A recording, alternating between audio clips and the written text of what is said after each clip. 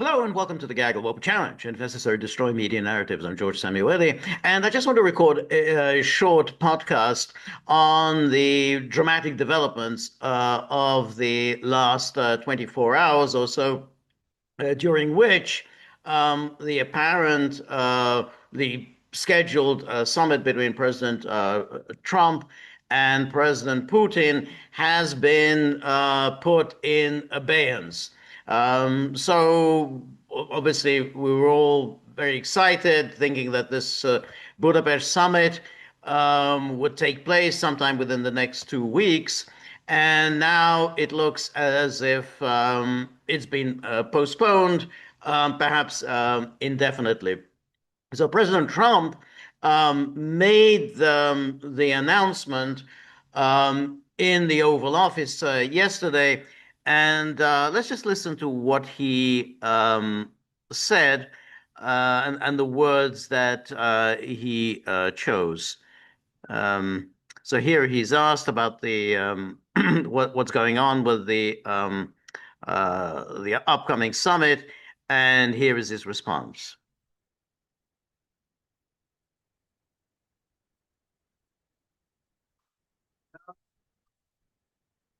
Meeting a waste of time, so I'll see what happens. But we did all of these great deals, great peace deals. They're all peace deals, agreements, solid agreements, every one of them. But this one, and I said, go to the line of battle, on the battlefield lines, and you pull back and you go home, and everybody take some time off because you got two countries that are killing each other. Two countries that are losing 5,000 to 7,000 soldiers a week. So we'll see what happens. It's we haven't made a determination. All right, so that's pretty much what he said, and I think it is significant that he didn't say, "Okay, the meeting is off; it's not going to happen."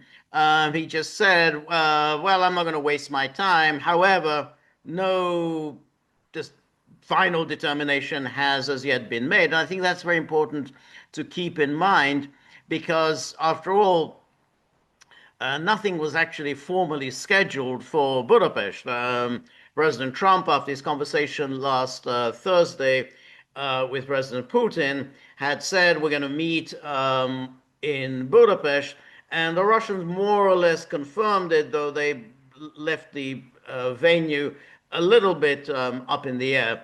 But nonetheless, it looked as if there was to be a meeting. And then, of course, there was the already scheduled meeting with President Zelensky on Friday, which, as you know, and we've covered this now already on the gaggle, that meeting with Zelensky turned out very badly. Zelensky was expecting to get his orders for weaponry fulfilled. He was expecting that Trump would sign off on sending the Tomahawk missiles, maybe even some Patriot anti-missile systems, and that basically the United States would be locked in to Ukraine's fight. And of course, all of Ukraine's NATO sponsors were very excited about this and were obviously very disappointed with the outcome of that meeting on Friday, when basically Trump didn't promise anything and actually rather humiliated and condescended to Zelensky, which indicated that somehow Trump seemed to be, got fed up with this whole Ukraine caper and was just looking for some way to bring it to an end. And that was, I think, the impression that one had after that meeting. And of course, there were various newspaper reports that followed, particularly in the Financial Times, that described the meeting between Trump and Zelensky as being acrimonious, with Trump often losing his temper, shouting, throwing maps on the floor, and telling Zelensky, as he did in February, you don't really have too many cards to play. If he wants to, Putin can escalate and Putin can destroy your country. And that was really the gravamen of the meeting, which is, take whatever you can get now, because if Russia really wants to make life very unpleasant for Ukraine, Russia always has the power to do so. I mean, that's a common sense view, that Russia has obviously the ability to destroy Ukraine. It has chosen not to do so, but in principle, it has that ability to do so. And of course, Trump, unlike uh, almost everybody else, understands that if you do send the tomahawks, that's a major escalatory move, and the outcome will be not Putin collapsing and rushing to the negotiating table and surrendering and willing to give everything that NATO wants. The outcome could well be Russia's massive escalation, all the way up to the total annihilation of Ukraine. So, if you're going to go down up the escalatory ladder, be aware that your adversary can also go up the escalatory ladder. And so the adversary hasn't chosen to do so, but he could absolutely decide to do so. And I think Trump understands this, whereas though the gung ho summer warriors do not understand it. They think it's just some easy thing. Oh, you send the tomahawks and Putin will collapse. But in any case, after that not too successful meeting, Trump sent out a truth in which he seemed to revert back to the position he held in the early spring, which was similar to the position the rest of NATO had, which was that everything should be frozen in place. There should be a ceasefire. Basically at the battle lines as presently constituted, and then let history decide, who either Russia or Ukraine, they can argue among themselves as to who won this war. So it was a little surprising after that meeting with Zelensky, the acrimonious meeting, that he seemed to be going back to the position he had held before the meeting in Anchorage, Alaska. Now, because after Anchorage, he had abandoned all the calls for a ceasefire and all the calls for freezing the battle lines in place. On the contrary, he seemed to be accepting Russia's position, which was and still is that the root causes of this war have to be addressed.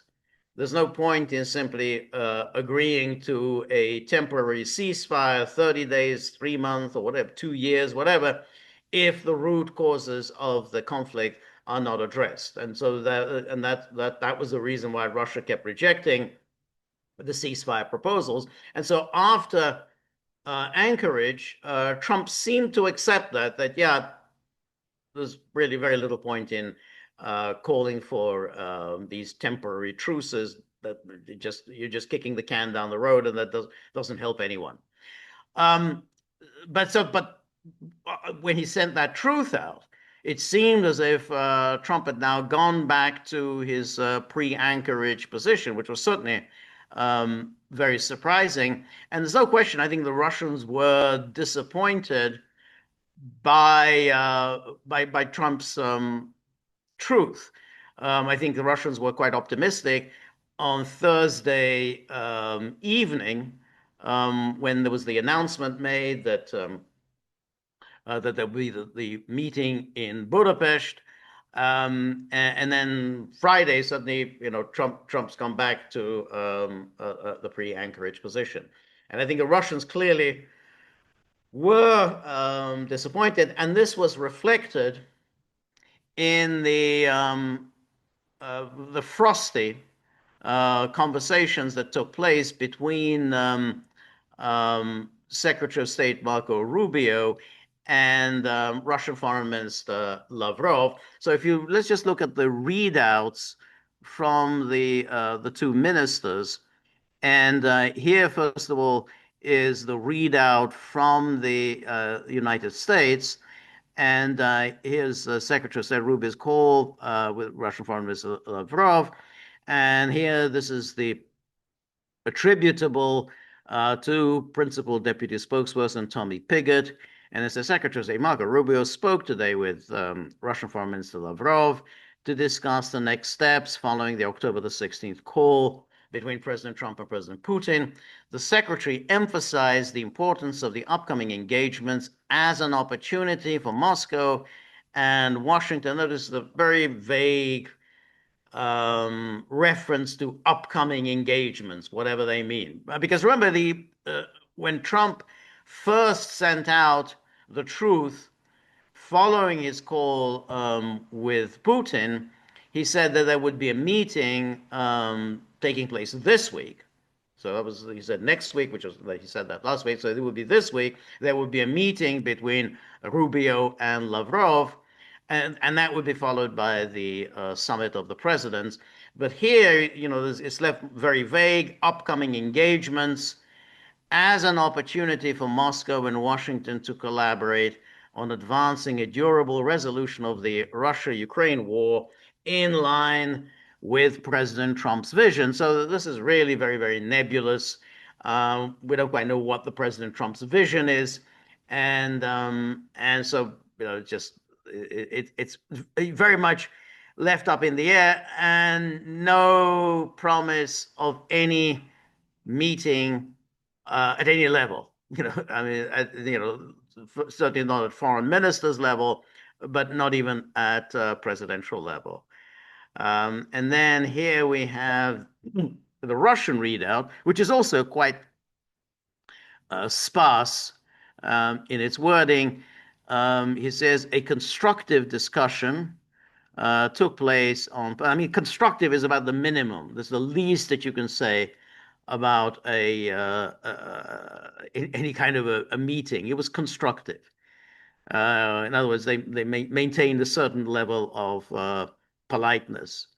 Constructive discussion took place on possible concrete steps to implement the understandings reached during the telephone conversation between President Putin and President Trump on October the 16th.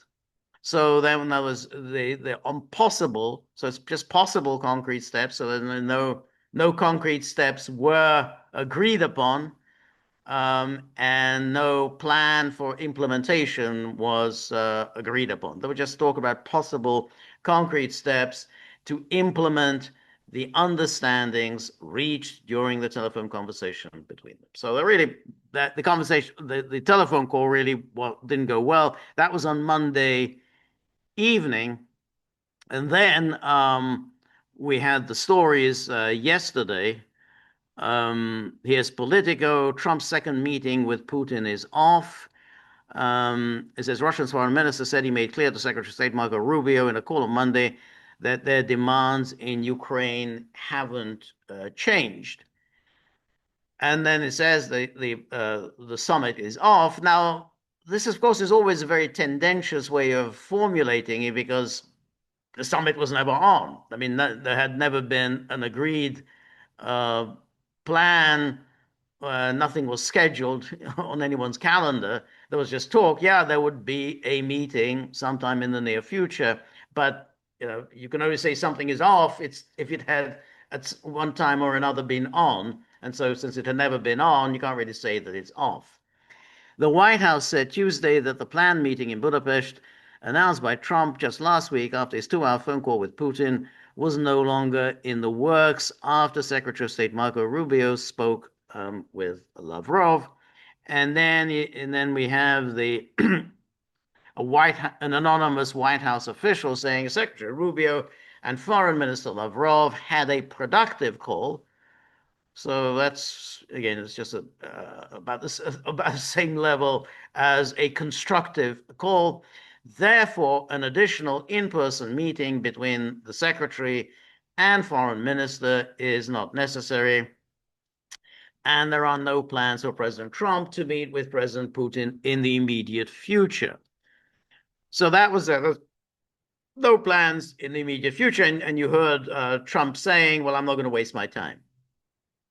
So the question is, why would this be a waste of time? Well, and that I think goes back to the Russian position. And we discussed it many, many times here on the gaggle. I mean, obviously, they have their own demands on Ukraine, territorial, and so on, and in particular on the issue of the Russian nationals in Ukraine. But the important point that the Russians repeatedly emphasize is Russia's security needs and the threat that NATO expansion, and in particular NATO's use of Ukraine as an armed aircraft carrier with guns aimed at Russia, that was unacceptable. And that was something that Russia insisted would have to be addressed. And as long as NATO refused to accept it, as long as NATO repeated the mantra that, these are just sovereign decisions about NATO membership, Ukraine has a right to join any military alliance it wants, and so on. As long as that is the NATO or US position, then nothing would ever be agreed upon. And so that's why I think Lavrov, I'm sure, made clear to Rubio during that phone call that remains our position. Whatever you may have persuaded yourself as to what our position was, and that we were going to make some territorial concession, that isn't what's important to us. What's important to us is no NATO expansion, Ukrainian neutrality, and demilitarization. And that was it. And so when the Russians talk about, well, we have an understanding in Anchorage, Alaska, with Trump, they suggest that Trump had understood that was an unalterable position on the part of the Russians. This is not something that Russia could just simply ignore. But now Trump is again going back to the let's have a ceasefire in place. And so here we have the the Politico story, which says rapid dissolution of the plans for another summit between Trump and Putin just 2 months after they met in Alaska stemmed from Russia's refusal to budge from its maximalist positions on what it would take for it to halt its war in Ukraine. So notice how it's always formulated as in maximalist position, but it's never said that NATO's maximalist position, which is its insistence on its right to expand wherever it wants, no matter how threatening other countries regard a gigantic military alliance on its borders to be. So in other words, well, we have a right to be wherever we want. We can, put our military installation and our rockets on any country's borders, and that's just our right, and we're not going to abandon it. So, but that's never regarded as the maximalist position. It's Russia that has a maximalist position. And then here, the Times also adopts this Russia's maximalist position.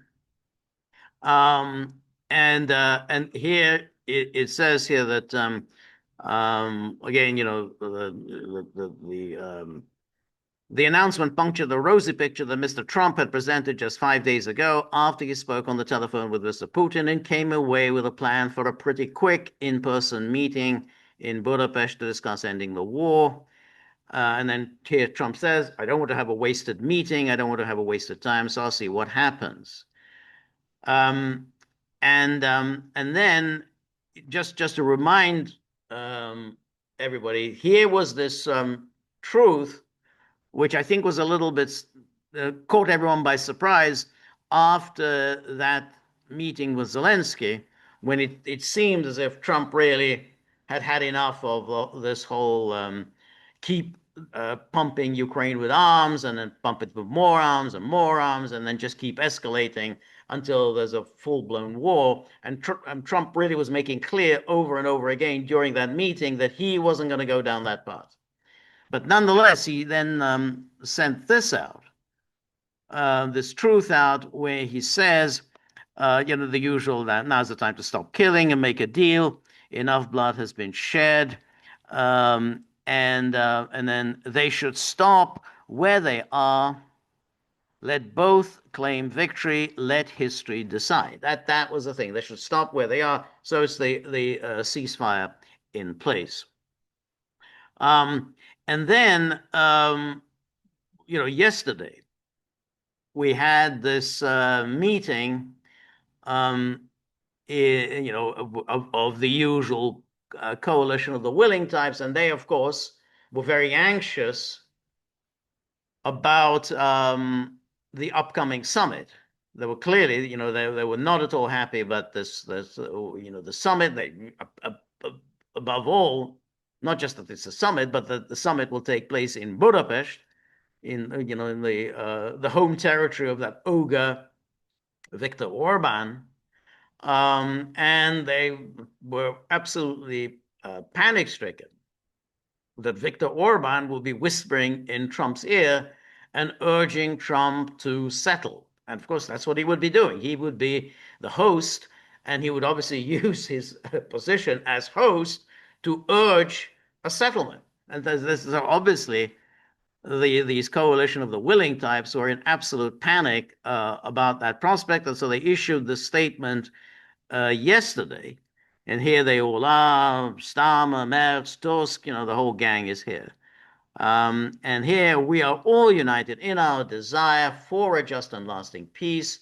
And then we strongly support President Trump's position that the fighting should stop immediately. That's it. See, they notice that they put that in the fight. That's the Trump's position, which is their position, that the fighting should stop immediately, and that the current line of contact should be the starting point of negotiations. So that's what they absolutely insist on, because of course, once that's the current line of contact is the starting point, then of course nothing's going to happen with the negotiation. They're just going to drag on for years, just like the Minsk process dragged on for 8 years. These negotiations could drag on for years, during which time, of course, NATO would be arming, rearming, retraining, and preparing Ukraine for another round of war.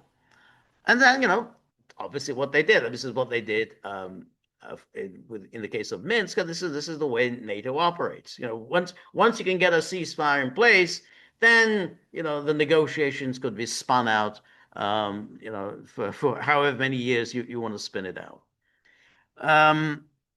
And then we have Russia's stalling tactics have shown time and time again that Ukraine is the only party serious about peace.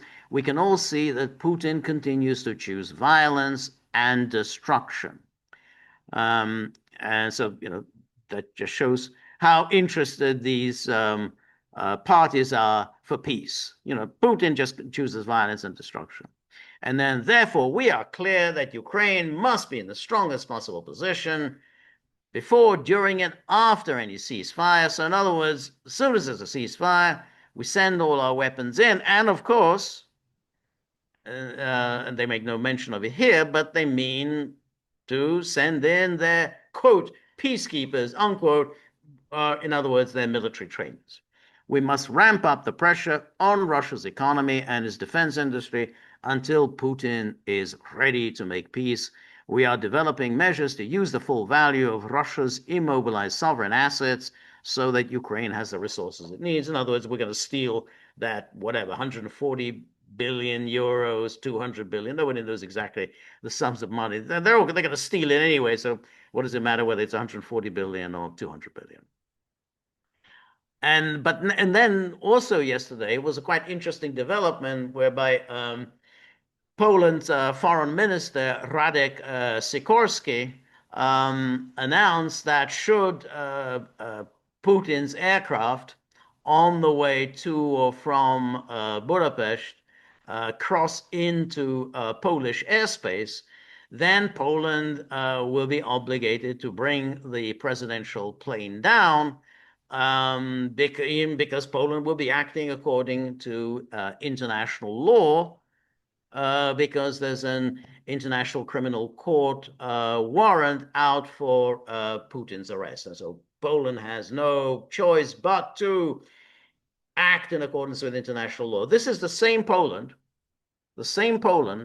that just a few days ago refused to extradite and release from custody a suspect wanted in connection with the bombing of the Nord Stream pipelines. Remember, Germany had put in an extradition request for a Ukrainian in Polish custody because he was wanted for this the bombing of Nord Stream, and Poland said, no, we're not handing him over because we like what he did. We like that he destroyed other people's private property. He destroyed the investments of private investors. So this is the same Poland now claiming that they are acting in accordance with international law, but that isn't international law. Destroying private property, causing massive pollution in the Baltic Sea, it's violent, destructive act of terrorism. That's fine. That Poland can live with. But now Poland is very serious about international law. And so here is Sikorski's statement: we cannot guarantee that an independent court would not order the Polish government to detain a plane carrying Vladimir Putin if it entered Polish airspace to bring the suspect before the International Criminal Court. The independent courts, those are the independent courts that acted in accordance with the diktats of Prime Minister Tusk and Foreign Minister Sikorski. And then here we have Hungarian Foreign Minister Peter Szijjártó rightly making the point: is Sikorski talking about the independent court, which on Donald Tusk's orders refused to extradite the terrorist who blew up the Nord Stream 2 pipeline. Now, on his orders. Remember, Tusk had said that this person should not be extradited to Germany. He said that basically telling the courts, you're not to extradite him to Germany. And lo and behold, the courts refused Germany's extradition request and released him from custody.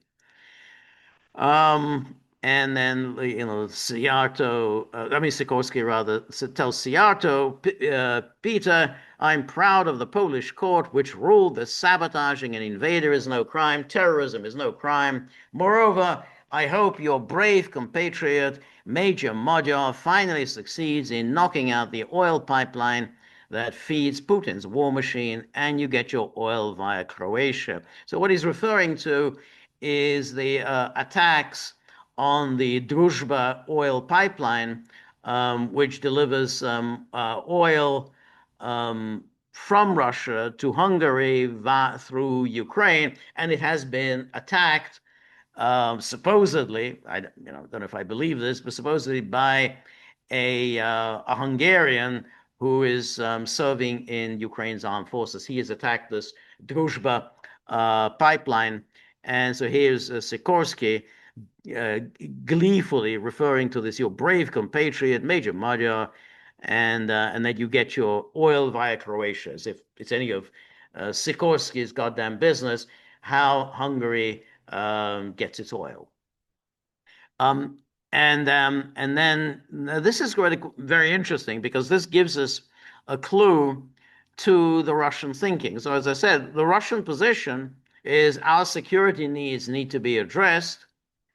And, obviously the issue of, the state of the Russians inside the Ukraine, we're concerned about that. But above all, we have the security interests, and that we had an understanding. We believe we had an understanding with Trump in Alaska, that he understood that this was really the problem that needed to be addressed. So here he is in a news conference following his meeting with Ethiopia's foreign minister. And here he's saying, we confirmed our firm commitment to moving in accordance with the understandings and agreements reached between President Putin and Trump in Alaska and during their telephone contacts. And then again, he goes on there, after saying that the issue of the location is neither here nor there, but he says the most important thing, after all, isn't the location or the timing, but how we will move forward on the substantive objectives agreed upon and on which broad understanding was reached in Anchorage. So it's second time he's made a reference to the understandings that were reached in Anchorage. And then Lavrov goes on, today I was surprised to read that, as reported by CNN, the meeting between Presidents Putin and Trump may be postponed, since after our conversation yesterday with Marco Rubio, American officials came to the conclusion that Russia's position has hardly changed in the time that has passed then, and remains within the limits of its initial maximalist demands. And then he goes on about the dishonesty of the Western media. And then he says, I would like to officially confirm that Russia has not changed its position compared to the understanding reached during the lengthy negotiations between Putin and Trump in Alaska. Third time he's made a reference here now to Alaska. So the point that Lavrov is making here is that we haven't changed our position. We spelled out our position. Of course, Russia has been spelling out its position over and over again, many times over. But he said we spelled it out in Alaska. It is Trump who seems to have changed his position, because it's Trump who has gone back to a position that he knew would not be acceptable to Russia. Russia had made clear over and over again that, we're not going to have a ceasefire in place. There's just no point in talking about that. So then Lavrov goes on, these understandings are based on the agreements reached then, which President Trump succinctly formulated when he said that a long-term sustainable peace is needed, not an immediate ceasefire that will lead nowhere. Fourth time. He's referring to the understanding is in Alaska. So this is the important point, that there was the agreement in sorry. Let me drink something.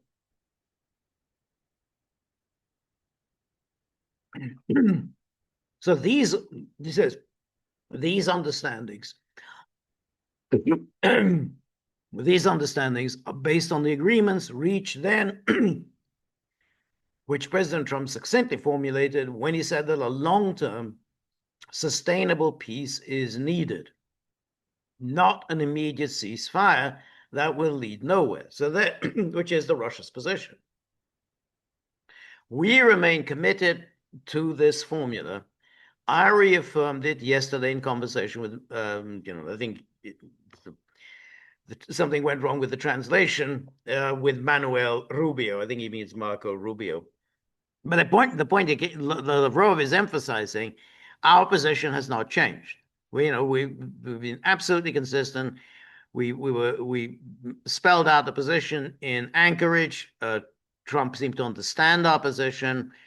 Putin spelled out the position during the lengthy 2.5-hour call last Thursday. And I repeated the same thing in my conversation with Rubio. So Lavrov is saying that I don't understand what's this meltdown taking place in the US media. And of course, the Russians, reasonably suspect that this is being whipped up artificially. This is fake news.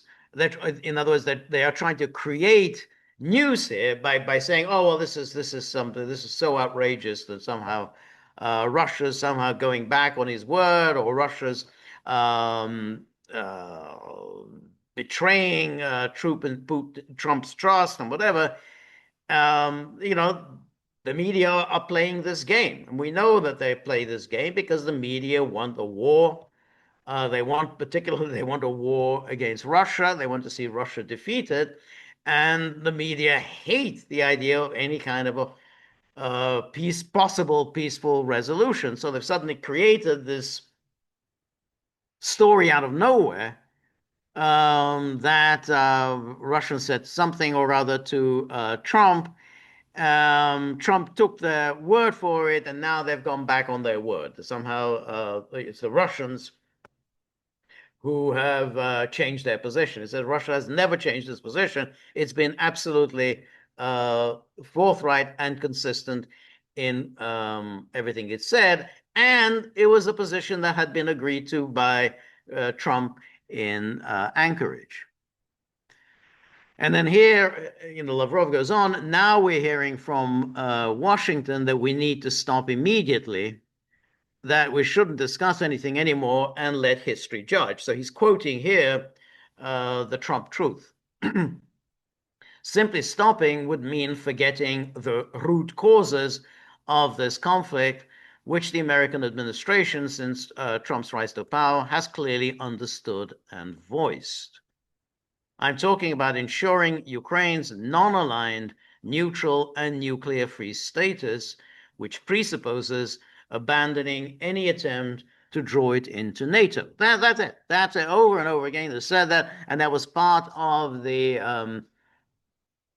Istanbul Accords that were close to being agreed upon in the spring of 2022. Non-aligned, neutral, nuclear-free, and definitely no membership of NATO, which incidentally Ukraine had committed itself into in 1990 when it made its declaration of state sovereignty. We talked about this before. You can find it anywhere on the internet. Ukraine's declaration of state sovereignty in 1990. Non-aligned, neutral, nuclear-free.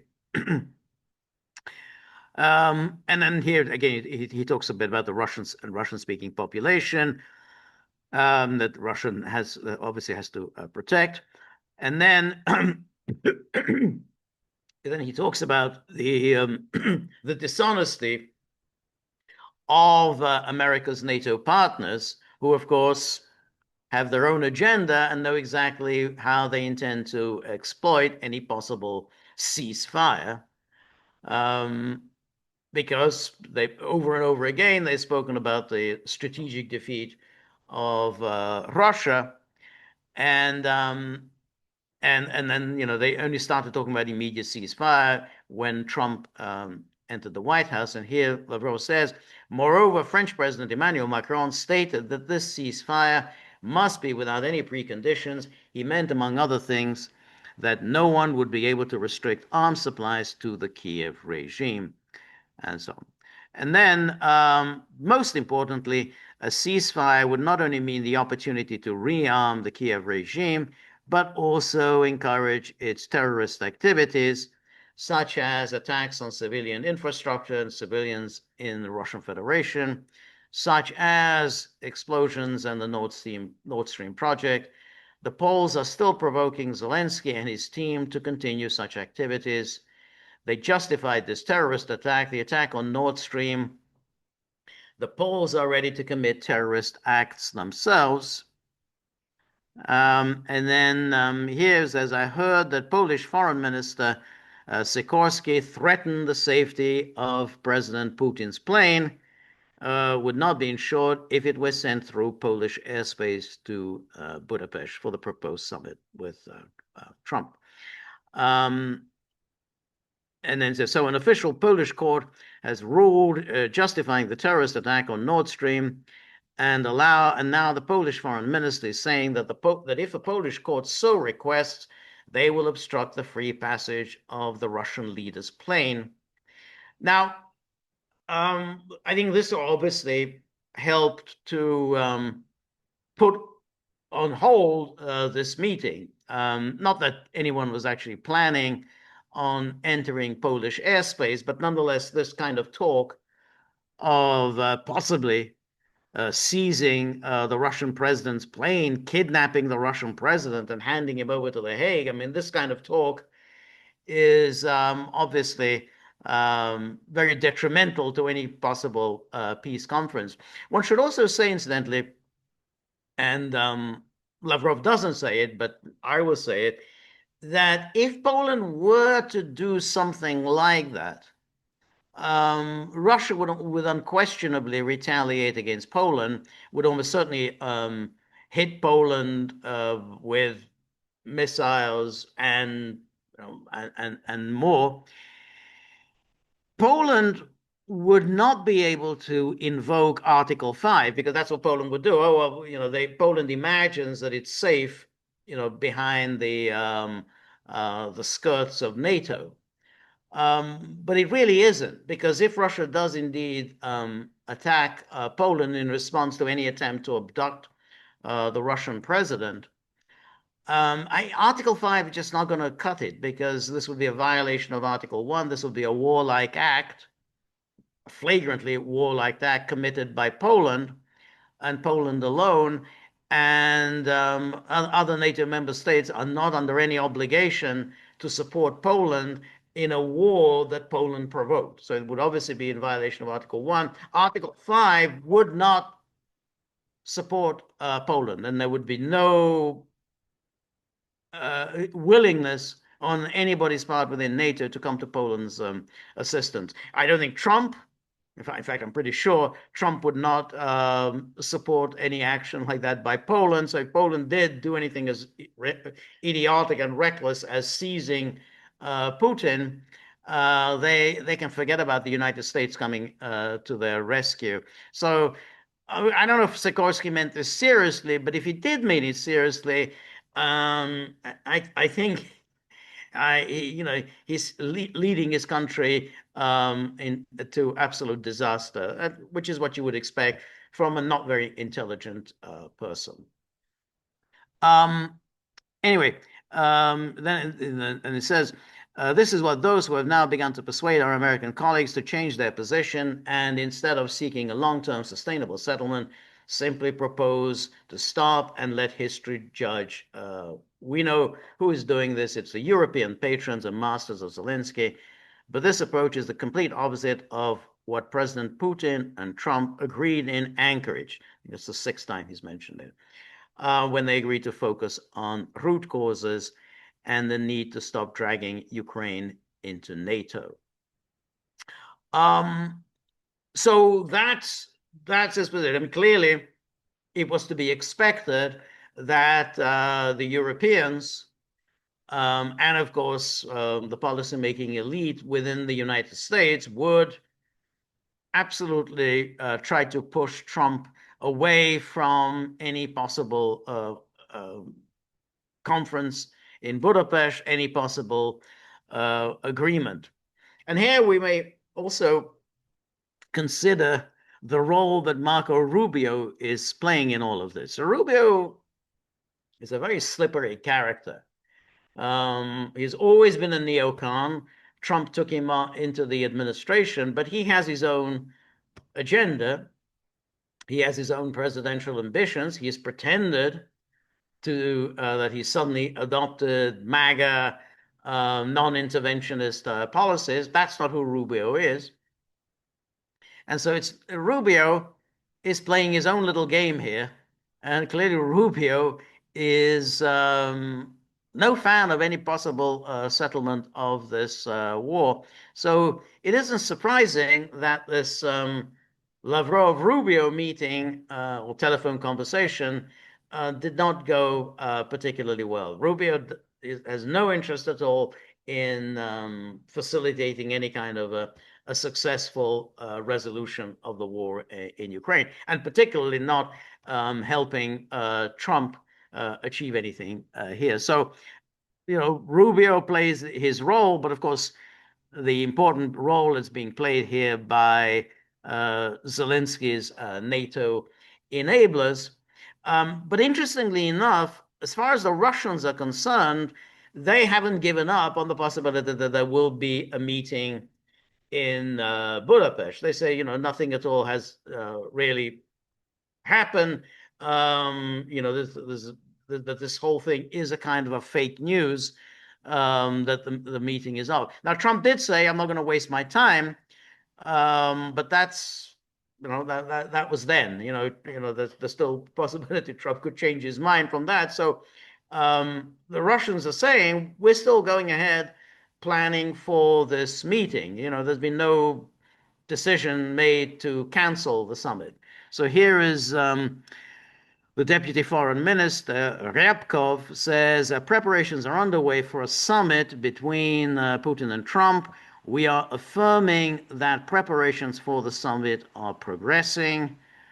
And it says Ryabkov also highlighted efforts by opponents attempting to disrupt the summit and undermine the agreements between Moscow and Washington. Of course, there have been attempts to create the impression that the situation has changed significantly over the past week or two. I see this as a deliberate effort by those opposed to reaching agreements to diminish the chances of success. And then it says, reflecting on the situation, Ryabkov offered a metaphor. What example can I give? Someone who is inherently pessimistic will always see the glass as half empty, while others who find meaning in the process see it as half full. He emphasized that dismissing contacts between Russian and US officials conducted within the framework set by their leaders would be to dismiss the very foundation of the upcoming summit. So again, upcoming summit is going to. So as far as Ryabkov is concerned, it's going to happen. We believe it's essential to focus on substantive issues, and that is precisely what we are doing, following instructions we've received. And then, in his view, questions concerning schedules, formats, and the sequence of steps are largely secondary to the substantive matters. Therefore, we are pressing ahead with our preparations. And then, and then here again today, the Kremlin announced the dates are still undecided, but they're working on it. The dates of the summit in Budapest have yet to be finalized, and time is needed to do this. This is Dmitry Peskov said. The dates have not been determined. It remains to be done. Thorough preparations are required before that, and it takes time, Peskov said at a news briefing. And then here again, Ryabkov saying there are no significant obstacles to a Putin-Trump meeting. The question is whether the parameters defined by the presidents in Anchorage will be fleshed out, and it's our difficult process, we must admit, but that's what diplomats are there for, to deal with this. So I think it's very important to keep all of this in mind, because the Western policymakers, Western media, NATO, the coalition of the willing, who are scheduled to meet this coming Friday, they are determined to ensure that this summit in Budapest does not take place. So they made their first move yesterday, really 5 days after the announcement of this summit. They made their move with the claim that somehow Russia has proved to be absolutely obdurate, has betrayed Trump's trust, and that therefore there's no point in having this meeting. Trump, as usual, kind of went along with this. The Russians are thinking that very lengthy, this discourse on Lavrov's part at the news conference, explain that our position remains the same. We reached certain understandings with Trump in Anchorage, Alaska, and this was repeated during the telephone conversation last Thursday. So there's been no change, but the media kind of whipping up this hysteria that the Russian position has undergone some kind of a change, become more obdurate. It says, not, it's the same as always, and that's why it is significant that according to these TASS stories, that Russia says, well, we're continuing to make preparations for this summit. So at this stage, who knows whether it will happen. The reason I think one has an excuse to be pessimistic is that Trump doesn't seem committed to the process. He just goes from one thing to another without any clear sense of direction or really what he wants to accomplish beyond what he wants this war to end. But he hasn't really given much thought as to what needs to be done to bring this war to an end. Just simply being nice to Zelensky one day, being nasty to Putin the next day, and then being nasty to Zelensky on the third day, and then being nasty to Putin or nice to Putin on the fourth or fifth days. That doesn't get you anywhere. It's just you're just going backwards and forwards without accomplishing anything. So as long as Trump doesn't seem to grasp what the stakes are and allows himself to be pushed into really, giving away stuff to his adversaries by making statements like, "Oh, I don't want to waste my time," as he said in that presser, then this is just going to drag on. It's going to kind of burning daylight here. The time will just drag on without any accomplishment. And as Trump, I think himself has explained, that the longer this war drags on, the more dangerous it is. Dangerous for the United States, dangerous for Russia, dangerous for Ukraine, dangerous for everyone. And so without some major diplomatic push, which I think that the Budapest summit symbolized, we're just going to go on like this for another few years. Anyway, that's the situation today. Who knows how the situation might change within 24 hours. We'll be there to cover it. Thank you very much for joining me. And remember, if you like the gaggle, please like, share, and subscribe. See you soon. Bye-bye.